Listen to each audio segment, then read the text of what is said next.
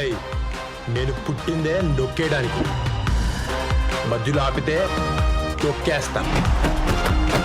అందుకే పెద్దోళ్ళు చెప్పారు, 4 బుల్లెట్లు సంపాదితే 2 కాల్చుకోవాలి, 2 దాచుకోవాలి. లైఫ్లో మంచోని గెలుకు, చెడ్డోని గెలుకు, కానీ నాలా ఆటని గెలిపించాలనుకునే పిచ్చోని మాత్రం గెలుకు.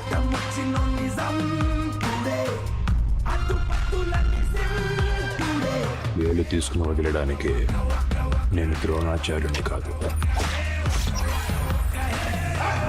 రత్తల కొండ గణేష్ అంటే కంచా కంచా కంచా వణకాలే.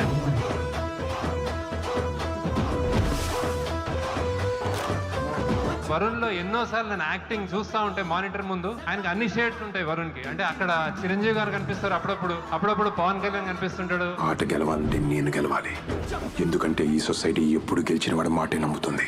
సినిమాలు సెలెక్ట్ చేసిన విధానం కానీ పర్ఫార్మెన్స్ కూడా సినిమాకి ఇంప్రూవ్ అవుతూనే ఉంది. నాకు ఇక్కడ ఇక్కడ ఇక్కడ కంట్రోల్ ఉంది కాబట్టే నేను ఇక్కడ దాకా రాగలిగాను. The way you're selecting your film defines what kind of an actor you want to be, and really appreciated Varun. ఫ్యామిలీలో మోస్ట్ అందగాడే కాదు, గట్స్ ఉన్న యాక్టర్ కూడా అని చెప్పాలి. వరుణ్ కూడా వాళ్ళ బాబాయ్ లా చాలా పెద్ద హీరో అవుతాడు. తొందరగా is going to be a big star.